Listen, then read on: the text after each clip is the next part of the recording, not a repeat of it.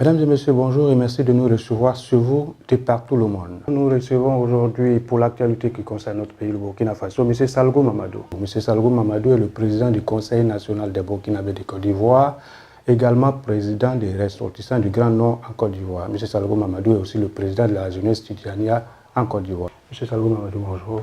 Bonjour.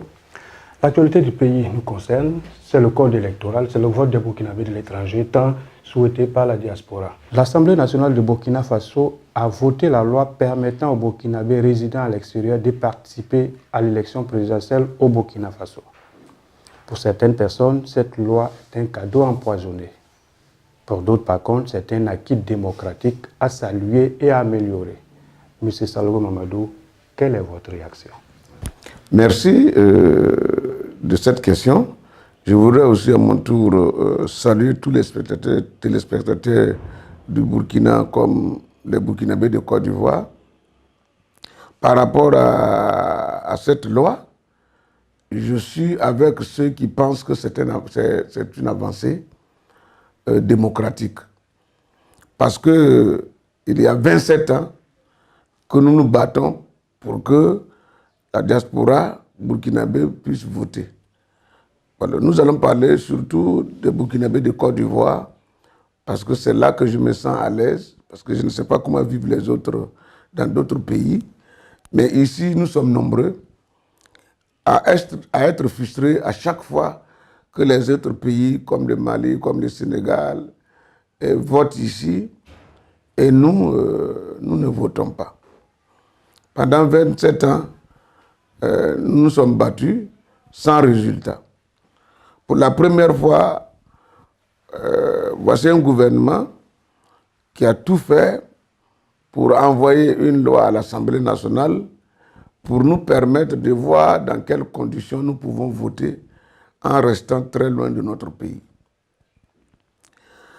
L'Assemblée nationale a voté une loi que les gens n'ont pas compris.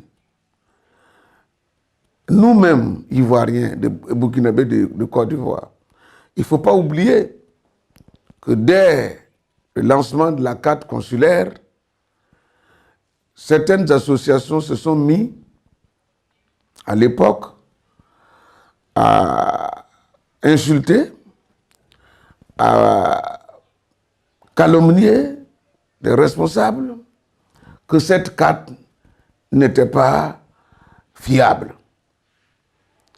Ils ont fait même le déplacement au Burkina Faso pour rencontrer des ministres, pour dire qu'ils ne sont pas d'accord avec cette carte consulaire. Certaines personnes, que je ne vais pas citer ici, ont même financé des jeunes pour insulter des ministres ici qui sont venus nous donner des renseignements au consulat. Vous n'oubliez pas tout ça, en disant que la carte coûtait tellement cher et qu'elle n'était pas fiable. Aujourd'hui, le gouvernement burkinabé s'est dit l'arbitre de tout ce monde qui se bat contre cette carte consulaire. Malgré que l'ambassadeur a confirmé à plusieurs reprises que cette carte était biométrique, ces associations-là n'ont jamais voulu écouter l'ambassadeur. Et aujourd'hui, je disais que le gouvernement burkinabé, pour mettre tout le monde d'accord, s'est dit, bon, au lieu de revenir sur la carte consulaire pour amener encore d'autres débats, il fallait trouver une carte où tout le monde est d'accord que nous pouvons l'utiliser uniquement pour voter, pour qu'après les votes, qu'on n'ait pas de crise post-électorale. Voilà la raison, à mon avis. C'est ainsi qu'ils ont choisi la carte nationale d'identité et le passeport, qu'aucun Burkinabé ne peut contester ces cartes-là. Maintenant, comment l'obtenir? Ça, c'est un autre débat. Et je viens de comprendre avec l'explication que certaines personnalités m'ont donnée, qu'il y a des équipes qui viendront en Côte d'Ivoire pour nous permettre d'obtenir cette carte d'identité ou ces passeports. Alors, ceux qui pensent que c'est un cadeau empoisonné doivent revoir leur copie.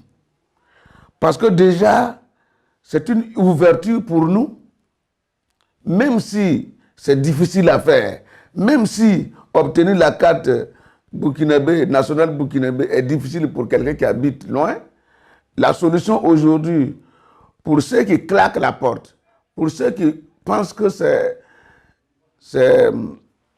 un cadeau empoisonné, doivent aider leurs électeurs d'une manière ou d'une autre à l'obtenir. J'allais être d'accord avec eux s'ils demandaient au gouvernement de tout faire pour qu'on puisse obtenir ces cartes-là dans un délai raisonnable avant les élections pour que tout le monde puisse participer à ces élections-là. Là, j'allais être d'accord avec eux. Mais dire que c'est un cadeau empoisonné, ils se moquent de nous. Ceux-là même qui disent aujourd'hui que c'est un cadeau empoisonné, c'est ceux-mêmes qui étaient là depuis 27 ans et ne nous ont jamais permis de voter. Je ne comprends pas. Le gouvernement Roch, je ne défends pas, mais le gouvernement Roch est là il y a combien d'années? Et au moins, ils cherchent des voies et moyens pour que nous votons. Ça déjà, c'est un acquis. Il faut mettre balle à terre et ne pas amener notre pays encore dans des discussions inutiles.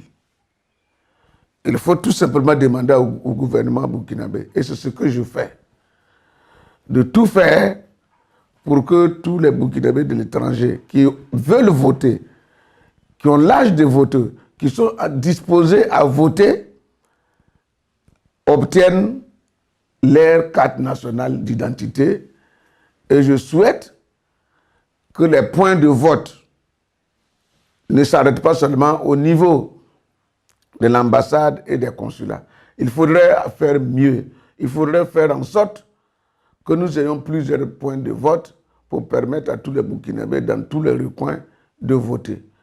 Le Mali l'a fait tout à l'heure.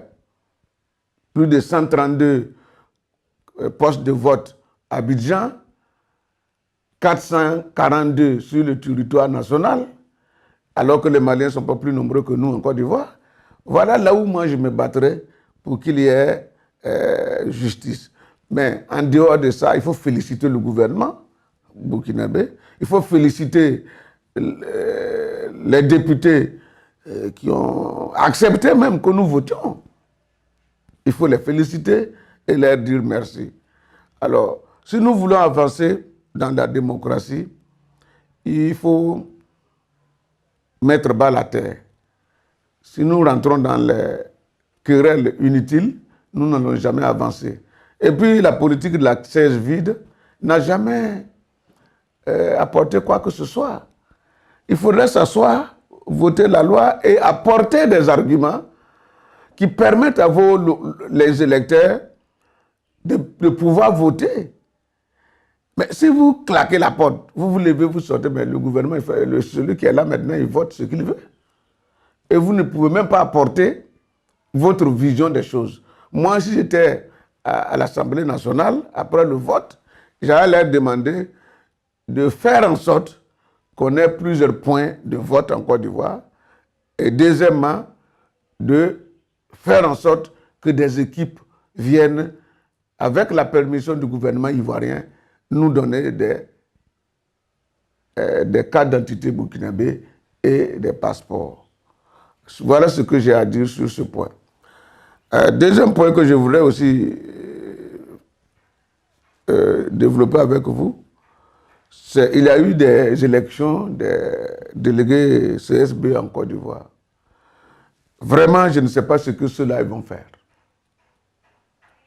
Je suis désolé. D'abord, à Abidjan, je peux dire qu'il y a eu un peu de démocratie. C'est très bien, même s'ils ne vont rien servir. Je ne peux pas dire qu'ils n'ont pas été élus démocratiquement. Mais je pense qu'il faut qu'on réfléchisse bien. Nous sommes combien à Abidjan pour qu'il y ait seulement que 800 votants? Pour plus de 14 candidats, nous avons 800 votants. 800 Burkinabés représentent seulement un petit quartier de Koumassi. Un petit quartier de Koumassi peut sortir 800 Burkinabés. Et c'est pour tout Abidjan qui vote, qui sont sortis 800 personnes seulement pour voter 5 représentants. Moi, je crois qu'ils ne sont pas légitimes. Ça, c'est mon point de vue. C'est moi qui le dis, c'est moi, Salogo, qui le dit. Chacun peut penser ce qu'il veut, mais 800 personnes qui votent 5 candidats sur le territoire d'Abidjan, c'est-à-dire nous avons Abidjan et les 13 communes, pour 800 Burkinabés qui ont choisi 5 personnes, moi je ne peux pas dire qu'ils sont légitimes. Ça, c'est mon point de vue. Alors, troisième chose, on a parlé aussi de... Quelle est votre question, la troisième question là? Vous avez parlé de l'Abidjan, mais vous n'avez pas évoqué le cas pour les délégués des deux autres zones où il n'y a pas eu d'élection du tout. Voilà, les autres zones où il n'y a pas eu d'élection. Attendez, dans la région de Soubré, on a nommé les délégués et on les a nommés par rapport à quoi? Par rapport à des pensées politiques. Alors moi, je dis que ça ne peut pas marcher. Nous sommes en période de démocratie. Il faut faire au moins le semblant de vote. Il ne faut pas venir comme ça et dire, lui là, il est de ma région, lui là, moi je suis préparé le terrain pour les gens qui vont venir. Donc vous ne pouvez pas voter, vous ne pouvez pas être candidat. Si vous êtes membre du Conseil national, vous ne pouvez pas être candidat. Vous êtes comme ça. C'est des choses qui ne figurent nulle part dans la loi. Si vous voyez qu'on ne s'entend pas, tout dépend aussi de certains, ce n'est pas tout le monde heureusement, de certains de nos dirigeants qui font ce qu'ils veulent parce qu'ils sont très loin et ils font ce qu'ils veulent. Personne ne les surveille, donc ils font tout ce qu'ils veulent. Il y a des délégués même quelque part qui ont des prisons. Attendez. Bon, maintenant ça va. Mais il y a des délégués à un moment donné, dans le gouvernement précédent, qui avaient des prisons ici, qui obligeaient nos compatriotes à donner de l'argent avant de vendre leur cacao. Alors tout ça, Dieu merci, avec l'ambassadeur qui est arrivé, il a assaini le terrain. Mais bon, pour ce qui concerne Soubri, vraiment, je ne suis pas d'accord qu'il y ait une nomination des délégués CSB. Il fallait faire, même si c'est semblant de vote. Voilà. Monsieur Salvo Mamadou, je vous remercie. Merci beaucoup. Je vais prendre pour la conclusion là, avec le micro. Ouais. Je vais faire, puisque quand je vous salue, je n'avais pas le micro. Donc je vais reprendre le début pour que vous dites le bonjour. Voilà. Et puis à la conclusion, vous allez dire votre nom de fin. D'accord. Monsieur Salvo Mamadou, bonjour. Mais il faut que tu prennes le micro. Non, c'est vous, votre voix que je veux. Ah, d'accord. Pour montage, d'accord. C'est comme si, au départ, il y avait Monsieur Salvo Mamadou, bonjour. Bonjour. Ok. Maintenant, à la fin. Merci, M. Salvo Mamadou, pour votre intervention. Votre mot de fin.